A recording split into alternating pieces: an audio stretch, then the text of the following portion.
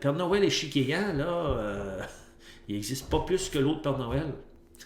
Ça fait, je reviens là-dessus, mais le travail aux échecs, c'est à chaque jour que ça se fait.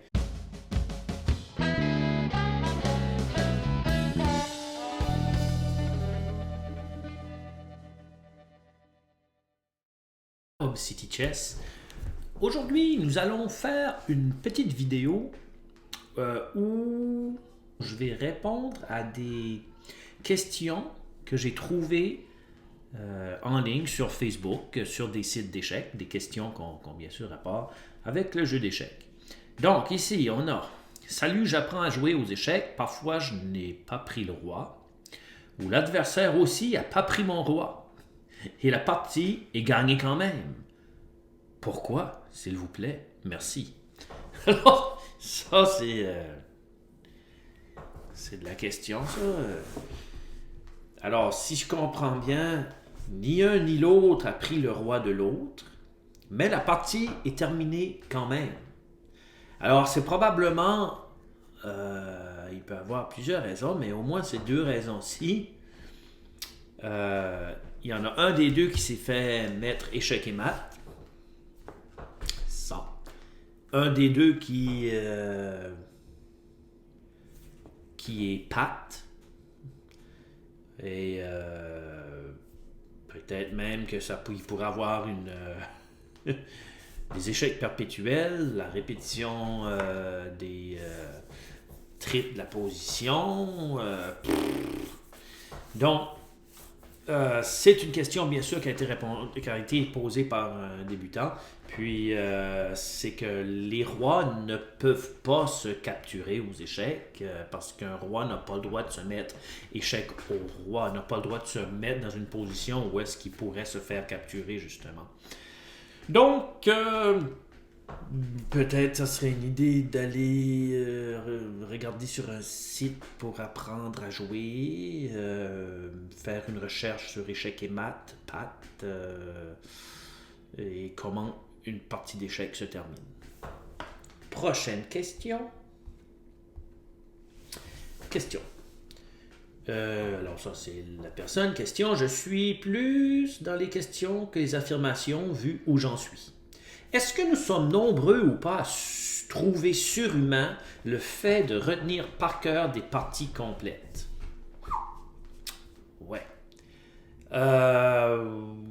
Surhumain, ça dépend du nombre de parties. Mais oui, moi je trouve qu'il y a de quoi d'un peu surhumain quand tu parles de joueurs qui peuvent retenir vraiment beaucoup de parties. Moi je me souviens quand j'avais peut-être 16-17 ans, j'avais décidé, 16 ans, j'avais décidé d'apprendre par cœur des parties de Bobby Fischer. Et j'en avais appris à peu près une douzaine. Je m'en souviens plus. Mais c'est ce que j'avais fait. Mais pour dire, vous pouvez être de très forts joueurs sans vous souvenir d'aucune partie complète. Mais quand même, oui, il y a de quoi de surhumain quand on parle des joueurs qui se souviennent de centaines de parties, etc. Donc, ou même pour moi-même, quelqu'un qui se souvienne 30, 40, 50 parties par cœur, c'est exceptionnel. C'est mon opinion. Prochaine. Ici, prochaine. Non. Salut. J'ai commencé les échecs il y a environ 3-4 mois et je suis bloqué dans les 1100 environ. Avez-vous des conseils pour progresser plus? Bon, ben ça, j'ai fait quelques vidéos dernièrement sur sur des conseils, justement, je vous donne des conseils très importants pour des joueurs de 1000, 1200, je dirais, et même moins, et moins. Les conseils que je donne à des 800 sont pratiquement les mêmes que je donne à des 1200. Et j'ai des vidéos, donc ça se résume vraiment à développer ces pièces. et faire attention à la sécurité de son roi. Je le sais, je suis plate. Je vous promets pas de devenir expert dans 2 mois. Je ne vous promets pas de gagner des points de cote en utilisant telle ou telle autre ouverture et des choses comme ça. Je peux pas vous promettre ça parce que je sais que les échecs, c'est beaucoup plus que... c'est pas jouer à Pac-Man, là. Le jeu d'échecs, c'est des années et des années d'entraînement. Il y a des gens qui commencent juste à jouer puis ils pensent qu'ils vont... et il y a des gens qui sont des adultes en plus, pour une raison ou pour une autre, ça peut être un peu plus difficile que quand tu apprends plus jeune. Mais même plus jeune, c'est des années d'entraînement devenir bon aux échecs. Ça fait, si vous n'êtes pas bon, pas bon, mais si vous avez un certain niveau et que vous pensez que dans 2-3 mois, vous êtes capable d'être à 1000, peut-être 1000 points de plus, ou 2, 3, 400, même 200-300 points de plus, même 150 points de plus, c'est exceptionnel. C'est pas de quoi qu'arrive très souvent qu'un joueur va s'améliorer vraiment, vraiment beaucoup. OK, au début, quand tu joues, oui, tu t'améliores beaucoup, mais une fois que tu as plafonné, après, c'est du travail, puis il faut prendre notre mal en patience et avoir du plaisir à s'entraîner finalement et en apprendre toujours plus, mais il n'y a pas de formule magique. Il n'y a pas de formule magique. Il y a des conseils, je vous ai donné des conseils, mais mes conseils, des fois, le monde aime plus croire au Père Noël que croire dans mes conseils. Mais c'est des années d'entraînement. Bon. Ensuite, vous avez commencé à quel âge? Moi, tout petit. Avec mon père en club. Aujourd'hui, j'ai 45 ans. Alors, c'est quelqu'un qui demande la question. Moi, j'ai commencé les échecs à l'entour de... Si je ne me trompe pas, je dirais que j'avais... ça tient 12 ans. Environ 12 ans. À l'entour de 12 ans, c'est ça. 12-13 ans. Puis, mais quand j'ai commencé, ça n'a pas pris de temps que j'ai développé une passion, pas maladive, mais j'étais passionné. Je suis toujours aussi passionné. C'est sûr, quand tu commences, il y a comme quelque chose c'est très mélancolique. Je suis très mélancolique quand je pense à ça. C'est des terribles de bons souvenirs pour moi de ces moments-là où est-ce que c'est que tu apprends et tu t'améliores très rapidement au début. C'est un jeu hors pair. Et aujourd'hui, moi aussi j'ai 45 ans.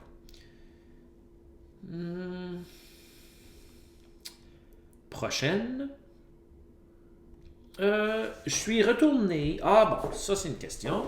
Ben, c'est une question, c'est une affirmation. Je suis retourné sur Lichess. Ça, c'est quelqu'un qui dit ça. Je suis retourné sur Lichess les 2 derniers jours pour redonner une chance à cette application. Donc, Lichess, c'est une place où est-ce que tu peux jouer aux échecs. Sur environ 20 parties, plus de 10 adversaires pendant la partie me demandent l'annulation de leur coup. Puisque je suis du genre à ne pas accepter ce genre de demande, parce que la plupart du temps, c'est qu'ils ne prennent pas le temps de regarder comme il faut. Sur les 10 parties que j'ai eu cette demande, 4 m'ont insulté et 6 m'ont dit « Alors tu vas attendre ». Et on laisse le temps défiler jusqu'à 0. Tous des joueurs entre 1800 et 2100 et la personne est vraiment déçue. Il dit « Je suis vraiment déçu du genre de joueur qu'on y retrouve pour ces 2 jours de test. » Et là, il dit « Tant qu'à moi, l'option d'annulation du coup enlève beaucoup à cette application. Je vais donc rester avec chess.com. » Ben, moi, c'est un peu étrange parce que moi, j'ai un peu Je joue sur les deux. Je joue sur chess.com, je joue sur lichess aussi, .org. Et j'ai eu des tricheurs d'un bord comme de l'autre, mais sérieusement, ça m'étonne de voir que la personne dit qu'il y a des personnes qui ont demandé de reprendre leur coup. Ça m'a... Je pense que ça m'a jamais arrivé. Il n'y a jamais personne qui m'a demandé de reprendre leur coup. Et si ça arriverait, d'une partie amicale, j'y penserais. D'une partie où est-ce qu'on a la cote en jeu, vraiment, je serais comme lui, je refuserais. Je refuserais. Et c'est ça. C'est aussi simple que ça. C'est un peu pour moi comme pièce touchée, pièce jouée. Où tu joues ta pièce, tu l'as jouée, tu l'as jouée. Tu peux pas revenir en arrière. Donc, c'est comme plate que cette personne-là a eu si mauvaise expérience parce que, personnellement, j'aime mieux lichess. J'aime mieux lichess. Le seul problème que je peux dire pour moi que j'ai avec lichess, c'est les heures, l'heure où est-ce que c'est que moi, la différence d'heure entre ici puis l'Europe, fait en sorte que quand ce que moi j'arrive de travailler puis que je vais jouer sur lichess, puis que je demande des parties, disons, plus sérieuses, des 15 minutes et plus 10 secondes chaque, quelque chose comme ça. Parfois, ça me prend, pour une raison ou pour une autre, ça me prend beaucoup de temps avant que quelqu'un accepte. Tandis que chess.com, habituellement, si je ne mets pas des 30 minutes chaque, là, mais d'autres sortes de temps équivalents, il y a... habituellement, il y a quelqu'un qui va jouer contre moi assez rapidement. Alors ça, c'est moi, mon expérience à moi. Et personnellement, j'ai été déçu dernièrement de chess.com parce qu'il y a surtout une partie en particulier que je soupçonnais, je soupçonne encore que je jouais contre un tricheur et qu'ils ne l'ont jamais pris. Ça peut arriver, probablement, je ne sais pas. C'est un détail. Pour moi, c'est juste des échecs en ligne. C'est une façon de me tenir en forme pour lorsqu'on va être capable de jouer de nouveau face à face. Poursuivons. OK. Ici, on a quelqu'un qui dit 5 parties jouées, 5 perdues. Il y a vraiment des jours où rien ne va. L'état mental et la fatigue ont un rôle déterminant dans le mécanisme de réflexion et de concentration. Et ça, c'est frustrant. Et le pire, c'est que je sais que je peux jouer bien mieux que ça. Alors, ça, c'est quelqu'un qui dit ça. Et je comprends. Je comprends absolument. Et c'est vrai.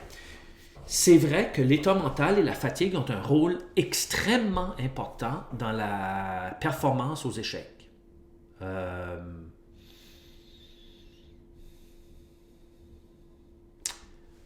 Parfois, moi, le soir, je sais, particulièrement en soirée, je sais que je peux juste jouer, je suis juste capable, disons, d'une certaine façon, de jouer une partie, et particulièrement des parties en ligne, je dirais, face à face, ça serait peut-être une autre histoire, mais je peux juste jouer une partie, peut-être deux, dépendamment de comment je me sens. Il y a des soirées que je sais que je ne joue pas, parce que je ne suis pas dans un état mental, après ma journée d'ouvrage, je ne suis pas dans un état mental pour jouer aux échecs et jouer à mon 100%.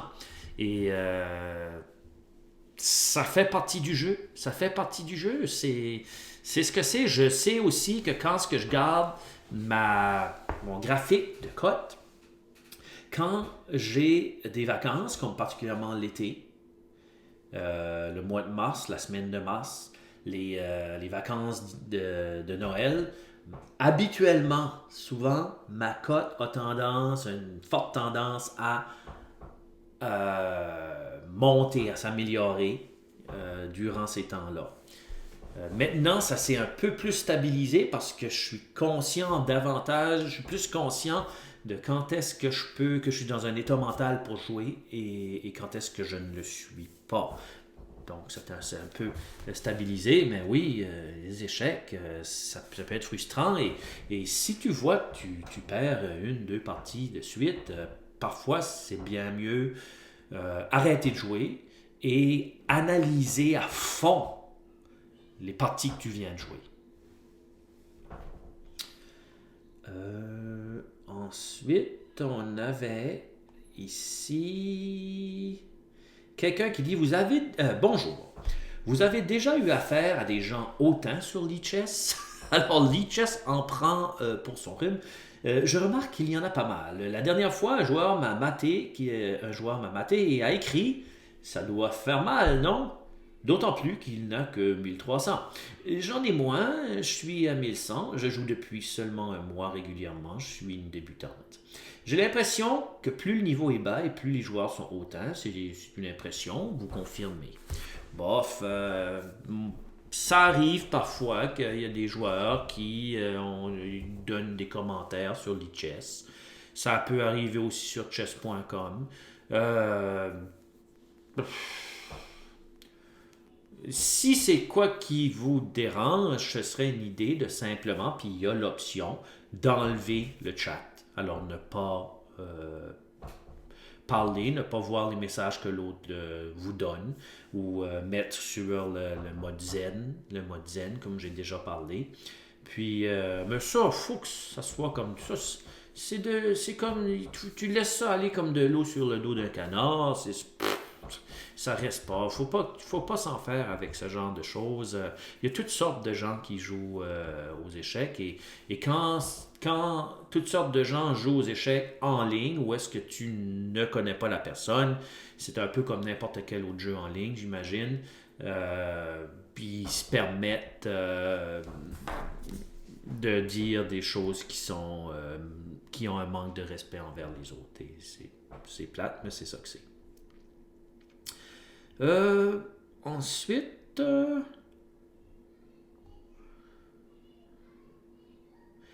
y a quelqu'un ici qui dit bonjour, merci pour la journée. Ah non, ça c'est pour apprendre les échecs, c'est comme un autre site. Je suis vraiment novice et je regarde énormément de vidéos, mais il y a quelque chose que je comprends pas. Je joue quasiment que contre des robots sur chess et je finis souvent par nul par patte. Mais je comprends pas la différence qu'il y a avec un échec et mat. Bon, nul par patte, la position patte, c'est que le roi n'est pas attaqué. OK? Tu n'attaques pas le roi, mais il ne peut pas jouer nulle part. Puis il n'y a aucune autre de ses pièces qui peut jouer. Ça fait que c'est comme si le roi est immobilisé sur sa case. Parce qu'il n'a pas le droit de se mettre échec au roi lui-même. Il n'a pas le droit de se mettre dans une position où est-ce qu'il est attaqué. Mais le problème, c'est que où est-ce sur la case il est en sécurité parce qu'il n'y a personne qui l'attaque. Tandis que l'échec au roi, lui, le roi est attaqué, puis il ne peut pas bouger nulle part, il n'y a personne qui peut l'aider, il n'y a personne qui peut capturer la pièce qu'attaque le roi, il n'y a personne qui peut s'interposer entre les deux, donc c'est échec et mat.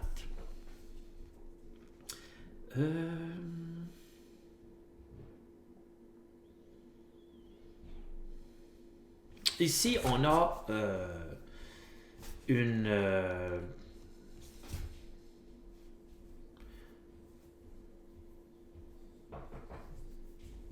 un texte qui parle de la méthode Ruiz. De ce que je peux comprendre, la méthode Ruiz, et j'avais parlé déjà de ça dans des vidéos, c'est la défense éléphant. Ce n'est pas... c'est une défense comme un autre. Si tu la joues, puis tu la comprends, puis tu l'étudies, probablement tu vas venir meilleur dedans. Moi, je préfère d'autres défenses, mais en même temps, ça peut être une défense qui peut être très surprenante contre un adversaire qui ne s'attend pas ou qui connaît plus ou moins cette défense-là. Un certain venin, c'est sûr. Mais premièrement, il n'y a pas d'ouverture miracle. Et c'est ça qui arrive, c'est qu'il y a des gens qui réussissent à se faire de l'argent et aussi à à avoir des visionnements, ou peu importe, en promettant mer et monde aux joueurs d'échecs. Et c'est comme si que les joueurs d'échecs, quand je regarde Facebook, c'est un petit peu comme les gens qui veulent maigrir. Ils cherchent ils cherchent le prophète, ils cherchent la personne qui c'est qui va leur vendre leur salade, là, disons, qui va être qui va leur donner les plus beaux espoirs et les plus belles choses. Tu vas être capable d'avoir, je sais pas comment, de points de cote dans les 30 premiers jours que je te donne des cours ou des foleries de même. J'aime pas beaucoup les titres sensationnels aussi nécessairement. Où est-ce que c'est que tu peux devenir invincible avec telle ou telle ouverture? Ben voyons, c'est juste du monde qui veulent attirer votre attention. C'est pas vrai. C'est pas vrai. Si vous croyez encore au Père Noël, peut-être que le Père Noël échiquéant, là, il n'existe pas plus que l'autre Père Noël. Je reviens là-dessus, mais le travail aux échecs, c'est à chaque jour que ça se fait. Tu fais tes tactiques à chaque jour. Tu t'étudies un peu les ouvertures, tu joues des parties de temps en temps, tu étudies tes parties avec des joueurs plus forts que toi, etc. C'est même que tu deviens bon aux échecs. Bon, alors c'est ce que c'était pour aujourd'hui. J'ai bien aimé répondre à ces petites questions de Facebook. Et à la prochaine, c'était Hop City Chess.